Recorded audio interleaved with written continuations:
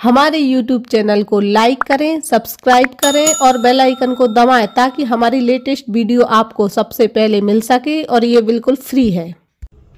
तो दोस्तों, इस वीडियो में हम आपसे बात करेंगे चरित्रहीन जो पत्नी होती हैं, जो कैरेक्टरलेस वाइफ होती हैं, उनको कैसे सबक सिखा सकते हैं आप।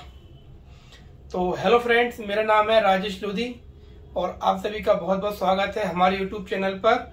इस वीडियो को बहुत ही ध्यान से देखिएगा क्योंकि ये वीडियो आपके जीवन को बहुत ही अच्छा बना देगी और आपको माइंडली जो टेंशन है उसको आप दूर कर सकते हैं और आप अपना बचाव भी कर सकते हैं। तो वीडियो को ध्यान से देखिएगा दोस्तों। तो दोस्तों, हम आपसे बात कर रहे हैं, अगर आपकी पत्नी का किसी से कोई अफेयर चल रहा है तो आप उसको कैसे सबक सिखा सकते हैं, आप उसको कैसे पकड़ सकते हैं और कैसे उसको सबूत इकट्ठा कर सकते हैं उसके खिलाफ, जो कि आपको आगे डिवोर्स लेने के लिए और कोर्ट में भी काम आएंगे। तो सबसे पहले हम आपको बताएंगे कि अगर कोई किसी व्यक्ति की पत्नी का कोई किसी लवर है, कोई चक्कर चल रहा है, कैरेक्टरलेस है, तो उसके लक्षण क्या होते हैं दोस्तों। सबसे पहला लक्षण ये होता है कि वो फोन पर ज्यादा बात करेगी, ज्यादा चैटिंग करेगी, ज्यादा समय फोन पर बिताएगी। और दूसरा लक्षण ये होता है कि वो उसका आपके प्रति जो रिस्पेक्ट था, जो आदर सम्मान था, वो बहुत कम हो जाएगा। आपके फोन को बार बार चेक करेगी और अपने फोन को वो हमेशा छिपा कर रखेगी। ये कुछ जो मेन लक्षण हैं जो हमने कोर्ट केसों में देखे हैं अपने एक्सपीरियंस के अनुसार, वो हम आपको बता रहे हैं। इसके अलावा और भी बहुत लक्षण होते हैं, लेकिन ये जो मेन लक्षण है वो हमने आपको बताए हैं। तो अब ऐसी स्थिति में आपको क्या करना चाहिए हम आपको बताते हैं। तो दोस्तों, अगर आपकी पत्नी ऐसी है तो आप इसके लिए दो चीजें कर सकते हैं। या तो आप उसको डिवोर्स दे सकते हैं या फिर आप उसको समझा बुझाकर माफ करके और एक बार और उसको मौका दे सकते हैं और अपने घर में रख सकते हैं। तो इन दोनों चीजों के लिए आपको सबूत की आवश्यकता पड़ेगी। अगर आपके पास सबूत रहेगा तो उस सबूत को आप अपनी पत्नी के माता पिता को, भाई को दिखाकर उसको समझा सकते हैं कि ये देखो ये ऐसा ऐसा करती है, फोन पे बात करती है। तो वो अगर समझदार होगी तो वो झुकेगी, शर्मिंदा होगी और आइंदा से ऐसी गलती नहीं करेगी। तो उसको आप समझा बुझाकर अपने घर में रख सकते हैं। लेकिन अगर वो नहीं मानती है तो आपको क्या करना है, आपको कैसे क्या करना है, वो हम आपको आगे बता रहे हैं। सबसे पहले आप उसके जो फोन है उसमें आप स्पाई सॉफ्टवेयर डाल सकते हैं।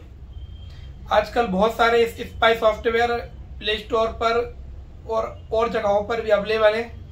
ये एक जासूसी सॉफ्टवेयर होते हैं। इन सॉफ्टवेयर की मदद से आप उसके फोन को सुन सकते हैं, उसके कॉल किस किस से बात करती है उसको सुन सकते हैं, उसका कैमरा ऑन कर सकते हैं आप कहीं से भी, और उसको आप देख सकते हैं कि वो कहाँ पे है। और उसके माइक को ऑन कर सकते हैं, जो उसका मोबाइल का जो माइक होता है उसको ऑन कर सकते हैं और उसकी बातें सुन सकते हैं कि वो किस व्यक्ति से बातें कर रही है। और ये सब डेटा को आप रिकॉर्ड भी कर सकते हैं अपने पास सबूत के तौर पर। तो दोस्तों, यहाँ पे ध्यान देने वाली बात यह है कि अगर आप किसी डिटेक्टिव का सहारा लेते हैं या किसी जासूस का सहारा लेते हैं जो आपको सबूत इकट्ठा करेगा, तो वो मिनिमम जो है कम से कम आप 10-20 हजार रुपये वो आपसे मंथली चार्ज करते हैं। तो आपको ये है कि आप 1-2 हजार का लाइसेंसी सॉफ्टवेयर जो होते हैं आप वो लेकर भी अपने उसके फोन में आप इंस्टॉल कर दीजिए और इंस्टॉल करके और आप कहीं से भी सबूत इकट्ठा कर सकते हैं। और वो सबूत आपको आगे कोर्ट में भी काम आएंगे और आपको हर जगह काम आएंगे। अब दोस्तों, कुछ मित्रों का सवाल ये रहेगा कि हमारी बीवी हमें फोन ही नहीं देती है, जो छिपा कर रखती है। तो इसके लिए जब आपकी पत्नी सो जाती है तो आप उसका फोन उठा सकते हैं, फोन उठाकर और किसी हैकर की मदद लेकर उसके फोन को अनलॉक कर सकते हैं और उसका पूरा डेटा जो है कॉपी कर सकते हैं। Facebook, WhatsApp, Twitter, message, call, सारे डेटा को आप कॉपी कर सकते हैं और वही आप डेटा आपका सबूत के तौर पर काम आएगा। अब दोस्तों, अगर ऐसा भी नहीं कर पा रहे हैं, आप बहुत डरते हैं या आप अपनी बीवी को फोन ही नहीं उठा सकते, या फिर वो फोन हर जगह हर समय अपने पास ही रखती है, टॉयलेट में भी अपना फोन साथ लेके जाती है या सोते समय अपना फोन छिपा के रख देती है, तो ऐसी कंडीशन में क्या करना है। ऐसी कंडीशन में आपको अपनी हिम्मत दिखानी है और पत्नी लड़े झगड़े, पुलिस को फोन करे, चिल्लाए, कुछ भी करे, आपको फोन उठाना है उसके सामने और ले जाके हैकर के पास ले जाना है, हैकर से लॉक खुलवानी है और उसका डेटा कॉपी कर लेना है। तो दोस्तों, यहाँ पे ये बात ध्यान देने वाली है कि अगर पुलिस को फोन भी करती है आपकी वाइफ तो आपके खिलाफ ना तो कोई कार्रवाई होगी, ना कोई कंप्लेन रजिस्टर्ड होगी और आपको कोई दिक्कत उससे नहीं आएगी। बस थोड़ा सा ये आपकी पत्नी थोड़ा बहुत चिल्ला के शोर मचा के रह जाएगी, लेकिन आपको सबूत मिल जाएंगे और वो सबूत आपको आगे बहुत काम आएंगे।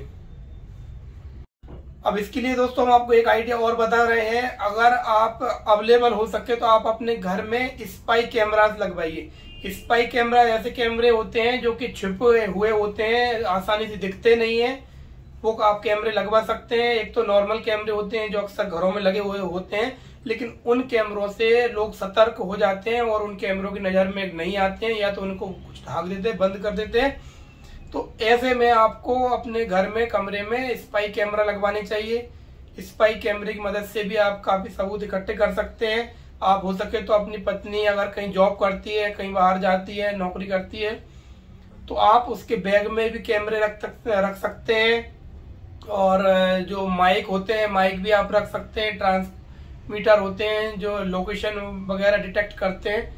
तो ऐसी जो डिजिटल टेक्नोलॉजी है उसका आप इस्तेमाल कर सकते हैं और उसकी जासूसी कर सकते हैं। इससे आप सबूत इकट्ठा कर सकते हैं अपनी बीवी के खिलाफ। अगर वो गलत है तो आपका ये अधिकार बनता है कि आप उसको पकड़ें, उसके खिलाफ सबूत इकट्ठा करें और उसको एक मौका दें कि वो सुधर जाए। अगर वो नहीं सुधरती है तो आप उसको डिवोर्स दे सकते हैं और डिवोर्स देने के लिए ही आपको ये सबूतों की आवश्यकता पड़ने वाली है। तो इसके अलावा हम आपको और तरीके बता रहे हैं। आप ध्यान से हमारी वीडियो पर बने रहिएगा और ध्यान से सुनिएगा। अब दोस्तों होता क्या है, अक्सर हम देखते हैं कि बीवी जो गलत होती है वो अपने पति के साथ नहीं रहती है और वो जरा सी बात पे से लड़ झगड़ के अपने मायके चली जाती है। तो अब आप कहेंगे कि ऐसी स्थिति में हम सबूत कैसे इकट्ठा करेंगे। तो अब ऐसी स्थिति में आपको एक डिटेक्टिव की मदद लेनी पड़ेगी दोस्तों, जासूस की मदद लेना पड़ेगी। उस जासूस की मदद से आप आपकी बीवी को वो वॉच करेगा, देखेगा वो कहाँ जाती है, फोटो खींचेगा, वीडियो बनाएगा उसकी और वो सबूत आपको इकट्ठा करके देगा। लेकिन दोस्तों यहाँ पे ध्यान देने वाली बात यह है कि बहुत ही ज्यादा जो है फेक डिटेक्टिव होते हैं और जो ट्रस्टेड जो कंपनी होती है डिटेक्टिव की, उसी से आप ये काम करवाएं। नहीं तो हम अक्सर देखते हैं कि फेक ज्यादा होते हैं, फर्जी ज्यादा डिटेक्टिव होते हैं। तो आप इस चीज का भी ध्यान रख के सबूत इकट्ठा कर सकते हैं दोस्तों।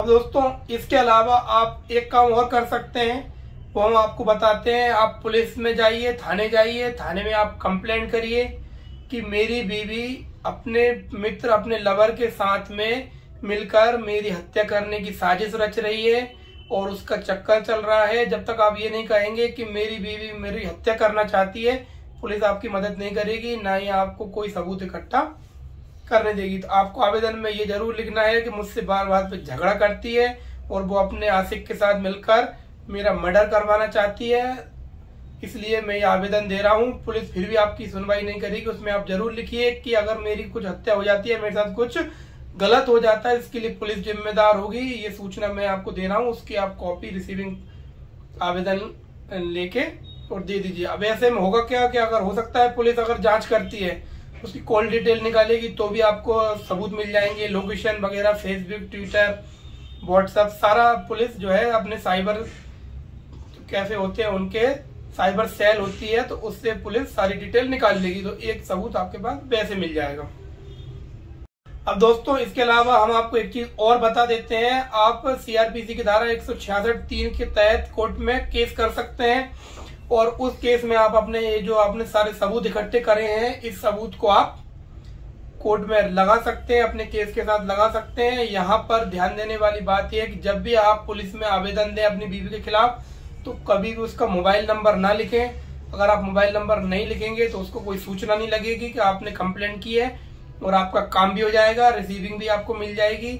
और इसी प्रकार आप कोर्ट में भी उसका नंबर नहीं लिखेंगे तो उसको सूचना इतनी जल्दी नहीं मिलेगी और आपको पर्याप्त समय मिल जाएगा।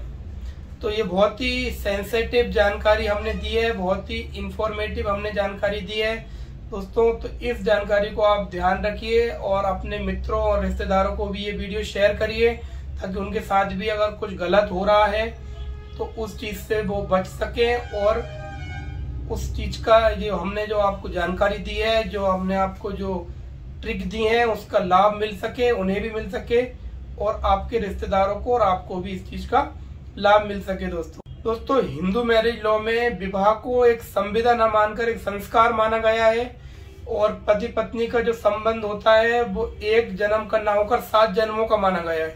लेकिन आज के समय में परिस्थितियां बड़ी विपरीत हो गई हैं और एक जन्म भी लोग साथ में व्यतीत नहीं कर पाते हैं। नई नई लड़ाई झगड़े और नई नई चीजों को लेकर के आए दिन परिवार में कलह बनी रहती है। तो हमें डरना नहीं है। अगर कोई ऐसी स्थिति आपके साथ बन रही है, आपको घबराना नहीं है, डरना नहीं है। हमने जो आपको बताई है ट्रिक्स, हमने जो आपको सलाह दी है, उसको आप अगर करते हैं तो आप इस समस्या से भी निजात पा सकते हैं और भविष्य में कोई बड़ी घटना जो घटित हो सकती है उससे भी आप बच सकते हैं। तो फ्रेंड्स हमारे चैनल को आप सब्सक्राइब कर लीजिए। जिन मित्रों ने सब्सक्राइब नहीं किया है वो सब्सक्राइब कर लीजिए, क्योंकि हम बहुत ही इंटरेस्टिंग वीडियोस लाते रहते हैं हमारे चैनल पर, जो कि आप सभी को काफी ज्यादा बेनिफिट देती हैं और आपको कोई जो कानूनी जो नॉलेज होता है, लीगल जो इंफॉर्मेशन होती हैं, जो विधिक ज्ञान होता है, वो हम आपको देते हैं हमारे चैनल पर। तो इस वीडियो को यहीं पर खत्म करते हैं और हम मिलेंगे अगली वीडियो पर। एक नए टॉपिक पर हम वीडियो बनाएंगे और बहुत ही इंटरेस्टिंग हम वीडियो बनाएंगे दोस्तों।